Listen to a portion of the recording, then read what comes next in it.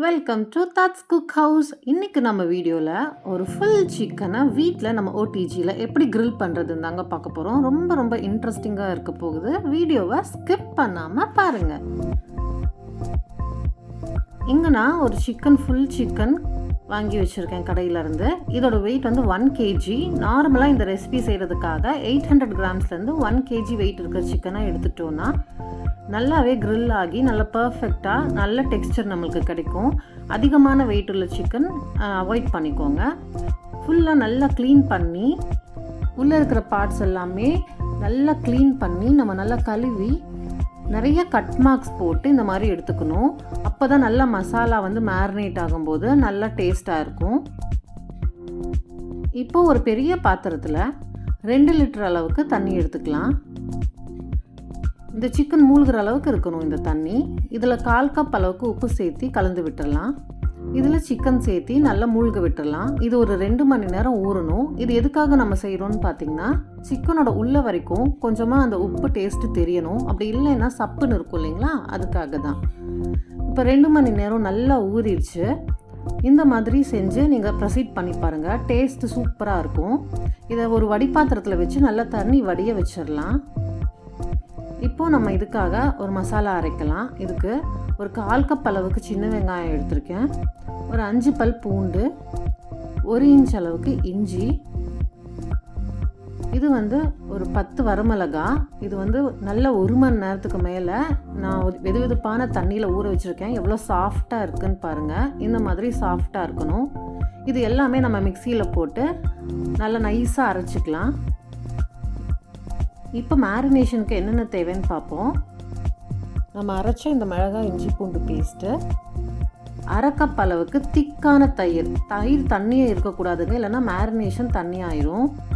1 table spoon அளவுக்கு மிளகாய்த்தூள், 1 teaspoon அளவுக்கு மல்லித்தூள், 1/2 டீஸ்பூன் அளவுக்கு கரம் மசாலா தூள், 1 டேபிள் ஸ்பூன் அளவுக்கு நல்லா வறுத்து பொடி பண்ண சீரகத்தூள். இது ரொம்ப நல்ல ஃப்ளேவர் கொடுக்கும். 1 டேபிள் ஸ்பூன் அளவுக்கு கசூரி மேத்தியை வறுத்து எடுத்து வச்சுருக்கேன்.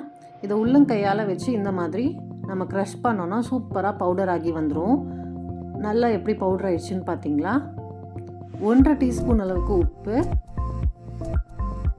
1 எலுமிச்சையோடைய சாறு, 1 டேபிள் ஸ்பூன் அளவுக்கு கடுகு எண்ணெய் சேர்த்திக்கலாம். இப்போ இது எல்லாமே நல்லா மிக்ஸ் பண்ணி விட்டுடலாம். மசாலா நல்லா மிக்ஸ் பண்ணி உப்பு எல்லாமே நல்லா மிக்ஸ் பண்ணி விட்டதுக்கப்புறமா கோழியில் இது ஃபுல்லாக நம்ம அப்ளை பண்ணி விட்டுடலாம். நல்லா எல்லா பக்கமும் படுற மாதிரி நம்ம கோட் பண்ணணும். ஸ்டொமக் பார்ட்லேயும் நல்லா நம்ம இதை மசாலாவை ஃபில் பண்ணி விட்டுடலாம். வெங்காயம் எல்லாம் சேர்த்திருக்கிறது ரொம்ப நல்ல ஒரு ஃப்ளேவராக இருக்கும். நீங்கள் கண்டிப்பாக இப்படி ட்ரை பண்ணி பாருங்கள். இதை ஒரு 8 மணி நேரம் கண்டிப்பாக ஃப்ரிட்ஜில் வந்து நம்ம மேரினேஷனுக்காக வைக்கணும். அப்படி இல்லைன்னா நம்ம நெக்ஸ்ட் டே செய்கிறதுக்காக ஹோல் நைட் கூட நம்ம மேரினேட் பண்ணி வச்சிடலாம். முதல் நாளே ரெடி பண்ணிக்கலாம். இப்போ ஒரு 8 மணி நேரம் நான் மேரினேட் பண்ணியிருக்கேங்க. நான் இது காலையில் ப்ராசஸ் ஸ்டார்ட் பண்ணேன். இப்போ ஈவினிங் இதாகிடுச்சு டைமு. இப்போ இந்த சிக்கன் எடுத்து நான் இந்த பிளேட்டில் மாற்றி வச்சுக்க போகிறேன். எப்படி மேரினேட் ஆகி அப்படியே செட் ஆகிடுச்சு பார்த்தீங்களா, ஃப்ரிட்ஜில் வச்சனால மசாலா நல்லா கோட் ஆகியிருக்கு. இது வந்து கிரில் ஓடிஜியில் கொடுக்கக்கூடிய ராட்டிசரிக்கான ஒரு ராட், கிரில் செய்கிறதுக்கான ஒரு ராட்.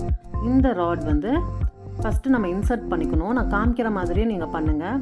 இந்த கழுத்து பகுதி இருக்கு இல்லைங்களா, தொண்டை பகுதி, அந்த இடத்துல நம்ம ஃபஸ்ட்டு இன்சர்ட் பண்ணி அப்படியே வெளியில் வர வரைக்கும் அந்த கம்பியை வந்து நம்ம வெளியில் எடுத்துடலாம். அதுக்கப்புறமா சைடில் பார்த்திங்கன்னா 2 கிளிப்ஸ் மாதிரி இருக்குது பாருங்கள், அதை வச்சு நம்ம நல்லா டைட் பண்ணணும், சிக்கன் நகராத மாதிரி. இதுவும் வந்து ஓடிஜி கூட கொடுப்பாங்க. அதுக்கப்புறம் பூ கட்டுற நூல் மாதிரி ஏதாவது இருக்கும் இல்லைங்களா, இதை எடுத்து லெக் பீஸ் 2 லெக்ஸையும் நல்லா டைட்டாக கட்டணும். அதே மாதிரி 2 விங்ஸையும் நல்லா டைட்டாக கட்டிடணும். அதுக்கப்புறமா ஹோல் சிக்கனையும் நூல் வச்சு நல்லா நம்ம வந்து டைட்டாக கட்டி விட்டுறணும். இந்த மாதிரி செஞ்சால் மட்டும்தான் இது வந்து கிரில் ஆகும்போது ஓப்பன் ஆகாமல் மசாலாலாம் வெளியில் வராமல் ஓவனில் மேலெல்லாம் டச் ஆகாமல் நல்லா சுற்றி நல்லா கிரில் ஆகும். நம்ம வீட்டில் செய்யும்போது இந்த ப்ராசஸ் நம்ம கண்டிப்பாக செய்யணும். நம்ம கட்டும்போது கொஞ்சம் மசாலாலாம் கீழே விழுந்துடும். அதெல்லாம் எடுத்து மறுபடியும் இதில் அப்படியே நம்ம வந்து தடவி விட்டுடலாம். ஆனால் நம்ம நல்லா டைட்டாக கட்டி இந்த கிளிப்ஸ் எல்லாமே நல்லா டைட்டாக போட்டு ஸ்க்ரூ பண்ணி விடணும். பாருங்கள், நல்லா எவ்வளோ டைட்டாக பேக் பண்ணியிருக்கேன்னு பாருங்கள். இது வந்து ரொம்ப இம்பார்ட்டண்ட்டான ஸ்டெப். அதனால தான் நான் இவ்வளோ டீட்டெயில்டாக சொல்லிகிட்ருக்கேன். இந்த ஸ்க்ரூ எல்லாமே நல்லா டைட்டாக இருக்கணும். ஃபுல் சிக்கனையும் இந்த நூலால் நம்ம கட்டிட்டோம். பார்த்திங்கன்னா தெரியும். தனியாக ஃபஸ்ட்டு வந்து காலை கட்டிடுங்க. அதுக்கப்புறமா ஃபுல்லாக இந்த மாதிரி நம்ம வந்து டைப் பண்ணி, இப்போ ஓடிஜியில் இந்த மாதிரி ஒரு இடுக்கி மாதிரி கொடுத்துருப்பாங்க. அதை எடுத்துகிட்டு போய் இந்த சைடில் இருக்கக்கூடிய அந்த அந்த ஹூக்ஸில் வந்து நம்ம இந்த மாதிரி மாட்டி விட்டுடணும். இப்போ செட்டிங்ஸ் சொல்கிறேன் பாருங்கள். டெம்பரேச்சர் வந்து 230 டிகிரிஸ்க்கு நம்ம வைக்கணும்.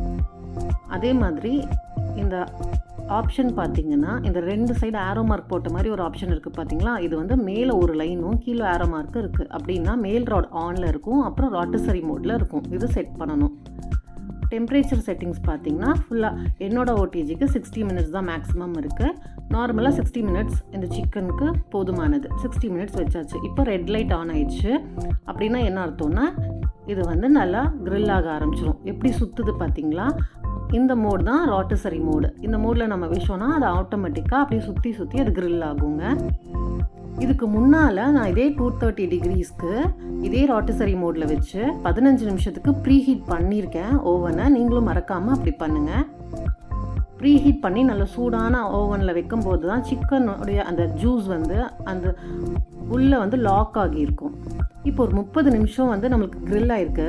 பார்த்திங்கன்னா மேலே காஞ்ச மாதிரி இருக்கும். அதுக்கு நம்ம கொஞ்சமாக பட்டர் எடுத்து இந்த மாதிரி ப்ரஷ் பண்ணி விடணும். ரொம்ப நேரம் நம்ம ஓப்பனில் வைக்கக்கூடாது. ஹீட் எஸ்கேப் ஆயிரும். அப்புறம் பர்ஃபெக்டாக க்ரில் ஆகாது. சூப்பராக எல்லாமே க்ரில் ஆனதுக்கப்புறமா நான் அந்த நூலெல்லாம் கட்டி இருந்தது எல்லாமே கட் பண்ணி எடுத்துட்டேன். கிளிப்ஸ் எல்லாமே ரிமூவ் பண்ணிட்டேன். நல்லா சுட சுட சூப்பரான ஃபுல் க்ரில் சிக்கன் நம்ம ரெடி பண்ணியிருக்கோம். அப்படியே எலுமிச்சையை பிழிஞ்சு சாப்பிட்டோன்னா அவ்வளோ டேஸ்ட்டாக இருக்கும். யம்மியாக இவ்வளோ கலர்ஃபுல்லாக அது பர்ஃபெக்டாக க்ரில் ஆகி வந்திருக்குன்னு பாருங்கள். கண்டிப்பாக நீங்களும் ட்ரை பண்ணி பாருங்கள்.